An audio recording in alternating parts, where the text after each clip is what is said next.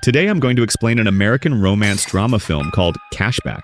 The main character of the movie is Ben, a baby-faced 25-year-old who is always kind and gentle to everyone around him. You'd think he's the perfect friend, but things are not what they seem. Ben is not a serial killer, but he has the ability to freeze time and do whatever he wants. And of course, he uses it to undress women and practice his favorite activity in painting. Whether it's on the road, in the supermarket, or even at the movies, Ben freezes attractive women and creates their nude portraits. But it wasn't always like this. Ben was once a normal guy, just like the rest of us. He had a caring girlfriend and a bright future ahead. The movie then flashes back to 5 weeks earlier, where it all went wrong. Ben is seen arguing with his girlfriend Susie, who calls him a loser. Having had enough, he breaks up with her, and this makes Susie furious. She starts throwing things at him, and at that moment, everything turns into slow motion for Ben. After the breakup, Susie quickly moves on and finds comfort in another guy.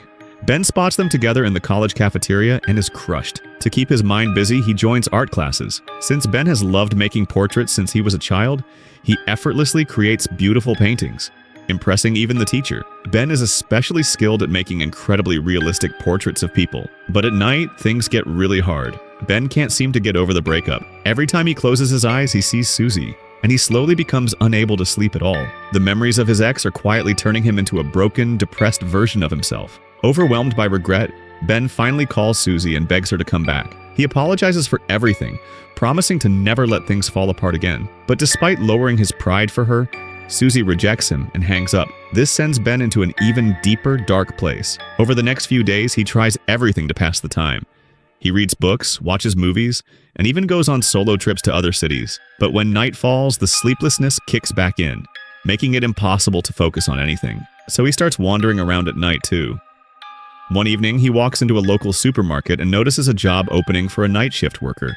Ben sees it as the perfect chance to stay busy and earn some money, so he applies right away. The next day, he interviews with the manager, Jenkins, and lands the job. For the first time in a long while, Ben feels happy. Something tells him his life is about to change. As Ben settles into his new job, he notices how each of his co-workers deals with the long hours in their own way. The cashier, Sharon, has the most unique style. She always hides the clock behind various objects, believing that watching the time makes it go slower. Then there's Barry Brickman, a mischievous guy who is never serious at work. Together with his equally sneaky friend Matt Stevens, he plays pranks on female customers, like slipping an adult toy into their bags. Some customers are confused when they find it. Others decide to keep it. Their boss Jenkins, on the other hand, doesn't seem to notice time at all. He can go on and on about how successful and wealthy he is. And when he starts one of those speeches, time flies. But of all the night shift workers, Ben has the most unusual way of getting through the night. Sinking deep into his sadness, Ben disconnects from time and reality. He uses his ability to freeze time and everything around him, so he can do as he pleases. Most people in his position would steal money or do something extreme. But Ben just wants to sharpen his skills as an artist. Since he admires the female body, he carefully picks a random customer, gently undresses her, and draws her portrait.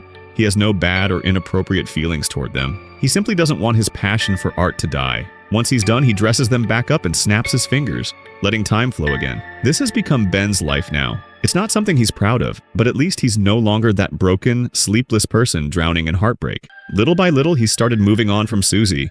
At home, Ben often hangs out with his best friend Sharon.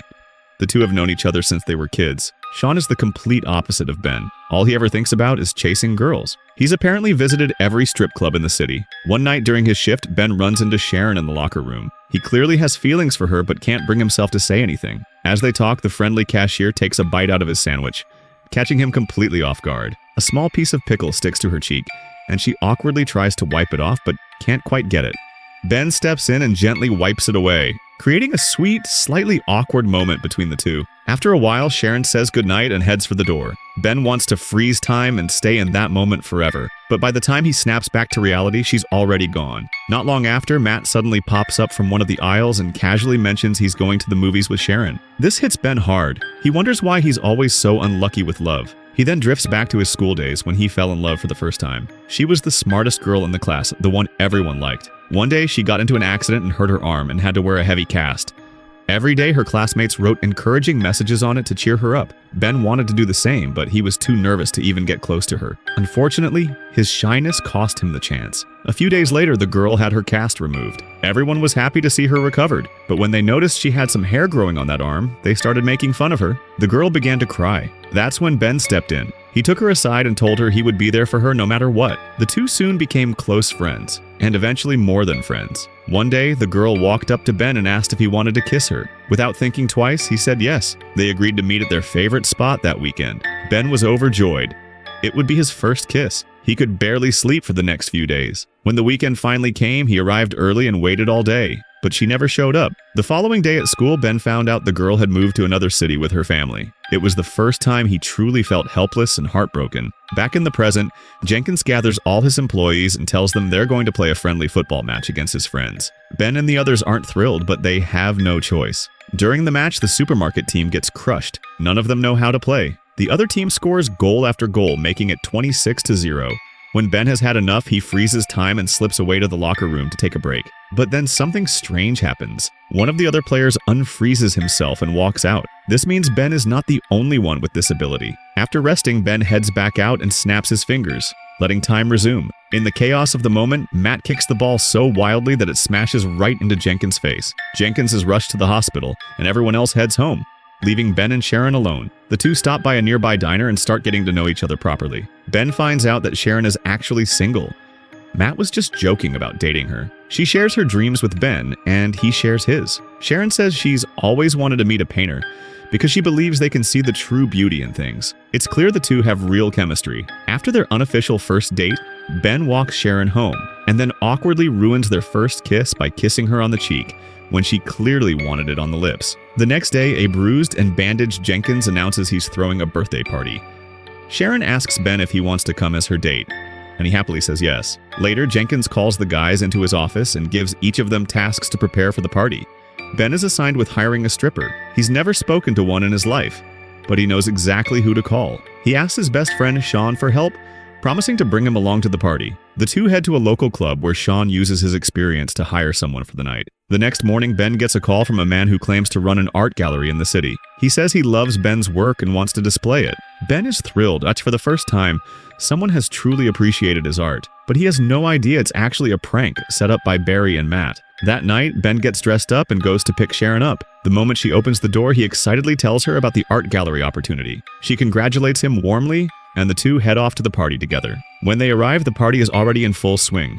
Sean is being turned down by a girl. Matt and Barry are dancing like they have lost their minds, and Jenkins is on the DJ booth. Then Ben spots something that stops him cold. His ex-girlfriend Susie is there. It turns out she's now dating Jenkins' brother. The hired stripper also arrives, heating up the party. Sean immediately hits it off with her. Meanwhile, Ben heads to the bathroom and runs straight into Susie. Wasting no time, she tells him she wants to get back together. Ben wants nothing to do with it. He's already found the person he truly loves. But Susie keeps pushing, and then out of nowhere, she forcefully kisses him. Ben immediately pulls away. But when he turns around, Sharon is standing right there. She saw everything.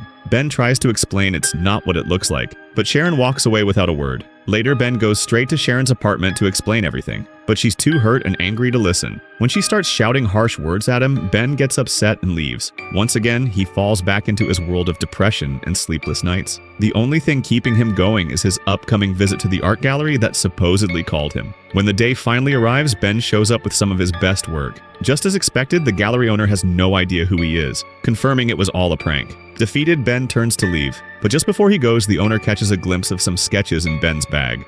Portraits of Sharon. He asks to see more, and to Ben's surprise, the owner loves them. Ben is offered a spot to display his work in the gallery for one night. A few days later, Sharon receives a formal invitation to Ben's art display. Despite still being upset, she decides to go. When she walks into the gallery, she stops in her tracks. Every single piece of artwork on display is about her. It turns out Ben had stopped drawing other women entirely. Every moment he had, he spent it on Sharon. She was the love of his life, and he couldn't bring himself to look at anyone else. Sharon and Ben finally come face to face. Ben starts to explain what happened at the party, but Sharon stops him. She tells him he doesn't need to say a word. She already understands. She can see it all in his paintings. The two step closer, and right there in the middle of the art gallery, they share a long-awaited kiss. In the final scene, Ben uses his power one last time and freezes the world around them.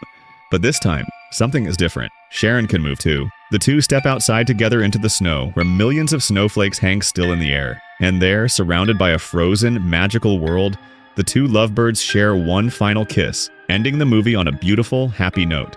Thank you for watching, and see you next time.